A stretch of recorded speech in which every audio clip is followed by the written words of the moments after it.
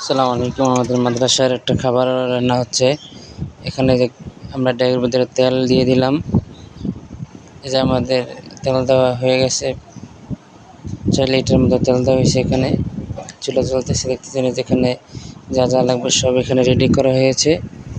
এখানে যা যা লাগবে সব রেডি করা হয়েছে। যে হুজুররা ছাত্রছাত্রী আছে, দেখতেছেন। যে আমি নিজে আমাকে দেখাচ্ছি। এখন পেঁয়াজগুলো দেওয়া হলো গরম তেলের ভিতরে।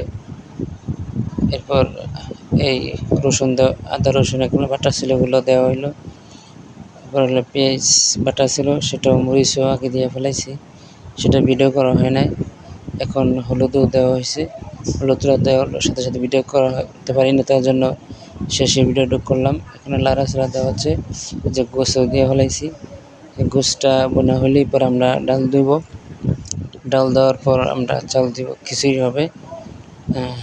গোছটা লাড়াচাড়া দেওয়া হয়েছে, কিছুক্ষণ জাল দেওয়ার পরে এখন আমরা ডাল দিব। মোটা ডাল দেওয়া হচ্ছে, যাতে দ্রুতভাবে সিদ্ধ হয়। ওই যে আমরা সাইডে দেখতেছি চিকন ছোটো ডাল, ওটা আবার আমরা চালের সাথে দিব। আমরা এটার কিছুক্ষণ এটারে জাল দিয়ে ওগুলা নরম করার চেষ্টা করব।